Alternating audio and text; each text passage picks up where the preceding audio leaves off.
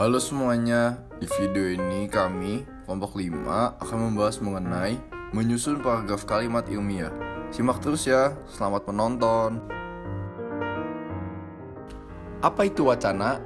Wacana berasal dari bahasa Sanskerta, yaitu vakana, yang berarti bacaan. Dalam Kamus Besar Bahasa Indonesia, Pusat Bahasa, wacana adalah komunikasi verbal atau percakapan, satuan bahasa terlengkap yang direalisasikan dalam bentuk karangan seperti novel, buku, artikel, dan pidato. Wacana dibuat dari dua bagian, yaitu gagasan pengendali atau controlling idea dan gagasan pendukung atau supporting ideas. Ide pengendali mengontrol gagasan pendukung wacana agar menjadi satu kesatuan tulisan yang saling berhubungan dan dapat dipahami oleh pembaca. Paragraf wacana dibagi menjadi dua jenis. Yang pertama adalah paragraf bertakuk. Paragraf ini ditandai dengan mulainya baris baru yang masuk ke kanan sejauh 2, 3, atau 5 ketukan. Jenis paragraf kedua adalah paragraf bentuk lurus penuh. Paragraf ini memiliki jarak spasi antar paragraf lebih lebar dari jarak antar kalimat.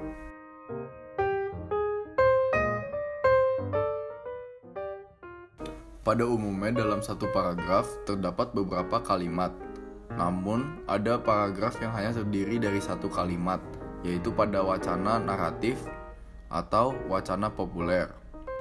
Dalam wacana ilmiah, setiap paragraf harus terdiri dari 3 kalimat, yaitu kalimat topik dan 2 kalimat penjelas. Paragraf wacana ilmiah terdiri dari kalimat topik atau topic sentence, kalimat penjelas atau supporting sentence, serta diakhiri dengan kalimat penyimpul atau concluding sentence. Kalimat topik berisi ide pengendali paragraf, sedangkan kalimat penjelas merupakan pengembangan ide dari kalimat topik yang berfungsi memperjelas kalimat topik. Biasanya kalimat penjelas minimal 2 kalimat. Kalimat penyimpul. Kalimat ini merupakan kesimpulan dari kalimat topik dan penjelas. Contohnya adalah, merokok merupakan kebiasaan mahal. Topiknya adalah merokok. Ide pengendalinya adalah kebiasaan mahal. Kalimat penjelas dari kalimat topik tersebut adalah harga rokok sebungkus 9.000. Rata-rata pecandu menghabiskan 2 bungkus dalam sehari. Dalam setahun dapat menghabiskan sekitar 6.570.000. Ketiga kalimat ini menjelaskan mengapa merokok adalah kebiasaan yang mahal. Ciri kalimat topik yang pertama adalah kalimat topik harus bergagasan lengkap, yaitu subjek, predikat, serta objek harus tersusun dengan baik. Kedua, kalimat topik sebuah paragraf harus terdiri dari topik dan ide pengendali. Ide pengendali berfungsi membatasi gagasan-gagasan yang sesuai dengan isi kalimat topik. Ketiga, kalimat topik tidak boleh lebih sempit isinya dari kalimat-kalimat penjelas, karena kalimat-kalimat penjelas adalah pendukung dan penjabaran dari isi kalimat topik. Sebuah paragraf ilmiah biasanya ditutup dengan kalimat penyimpul. Fungsi kalimat ini untuk menunjukkan berakhirnya sebuah paragraf, meringkas isi paragraf, dan memberi komentar terakhir. Kalimat penyimpul tidak selalu ditemukan dalam sebuah paragraf. Kalimat topik diletakkan pada awal paragraf untuk menyampaikan pendapat penulis, tetapi kalimat tersebut dapat diletakkan pada akhir paragraf. Jika diletakkan pada akhir paragraf, penulis akan menuliskan data-data terlebih dahulu, kemudian ditutup menyimpulkan data tersebut dengan sebuah pernyataan yang merupakan kalimat topik. Kepaduan paragraf.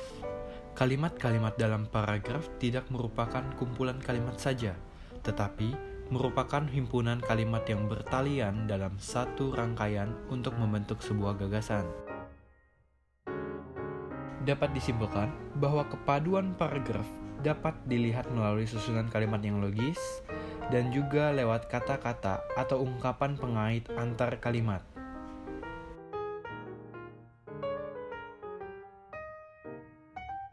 Untuk membentuk pertalian antar kalimat dalam sebuah paragraf, pengguna bahasa biasanya menggunakan beberapa strategi. Yang pertama adalah pengulangan kata kunci, dan yang kedua penggunaan konjungsi. Berikut ini adalah contoh kepaduan paragraf. yang memiliki pertalian antar kalimat. Pertama, pengulangan kata kunci ditandai dengan warna merah. Dan yang kedua, penggunaan konjungsi ditandai dengan warna kuning. Selain pengulangan dan penggunaan konjungsi, hubungan antar kalimat dan antar gagasan dalam satu paragraf juga diperkuat atau dijadikan lebih padu dengan penggunaan kata tunjuk. Seperti ini, itu, tersebut, demikian, untuk menunjuk atau mengacu kata atau suatu yang sudah disebutkan. Pengacuan dengan kata tunjuk tersebut membantu kepaduan sebuah paragraf. Pengembangan ide pengendali paragraf. Bagaimana mengembangkan ide pengendali paragraf yang dinyatakan dalam topik? Ada 10 cara untuk mengembangkan ide pengendali paragraf. Yang pertama, pengembangan dengan contoh. Kedua, menggunakan data statistik. Ketiga, menggunakan kutipan. Keempat, narasi dan deskripsi. Kelima, definisi luas. Keenam, uraian umum khusus. Ketujuh, klasifikasi. Kedelapan, perbandingan dan pertentangan. Kesembilan, sebab akibat. Kesepuluh, proses. Yang pertama, pengembangan dengan contoh. Penulis mengembangkan ide pengendali paragraf dengan cara memberikan atau memperluas contoh yang diberikan dalam paragrafnya. Yang kedua, menggunakan data statistik atau tabel. Penulis mengembangkan ide pengendali paragraf dengan cara memberikan atau membuat tabel atau statistik. Berikut ini adalah contoh data menggunakan tabel.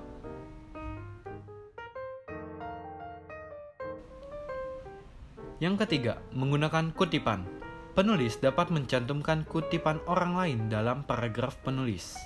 Dengan syarat, mencantumkan juga nama pemilik kutipan yang diambil. Yang keempat, narasi dan deskripsi. Narasi adalah paragraf yang menceritakan suatu peristiwa sedemikian rupa sehingga sang pembaca mengalami kejadian tersebut. Sedangkan deskripsi adalah pengembangan paragraf yang menjelaskan sesuatu secara terperinci. Kelima, definisi luas. Di sini, penulis tidak mendefinisikan suatu hal dengan satu kalimat, melainkan beberapa kalimat. Bentuk dari paragraf ini bukan hanya sebuah definisi, melainkan definisi yang disertai penjelasan tambahan, sehingga menjadi sebuah paragraf yang utuh dan jelas. Keenam, umum khusus. Penulis mengembangkan paragraf dengan cara menguraikan gagasan pengendalinya dari konsep yang luas hingga konsep yang sangat sempit. Ketujuh, klasifikasi. Penulis mengelompokkan berbagai hal yang dianggap sama ke dalam suatu kategori sehingga hubungan di antara berbagai hal itu menjadi jelas. Kedelapan, perbandingan dan pertentangan. Perbandingan adalah unsur yang sama dari dua hal atau lebih diungkapkan dan diuraikan. Sedangkan pertentangan adalah unsur yang membedakan dua hal atau lebih diungkapkan dan diuraikan. Kesembilan, sebab akibat. Penulis menguraikan hal-hal yang menyebabkan suatu peristiwa atau sebaliknya. Diuraikan dahulu sebuah akibat baru diikuti oleh penyebabnya. Dan yang terakhir, proses. Paragraf ini berbentuk uraian tentang terjadinya sebuah peristiwa tertentu. Dalam pengembangan ini, ada urutan dari tindakan untuk menciptakan atau menghasilkan sesuatu, atau urutan suatu peristiwa. Sekian video singkat mengenai menyusun paragraf karya ilmiah. Kami, kelompok 5, pamit undur diri. Mohon maaf apabila ada kesalahan dalam penulisan dan perkataan. Sekian, terima kasih atas waktu dan perhatiannya.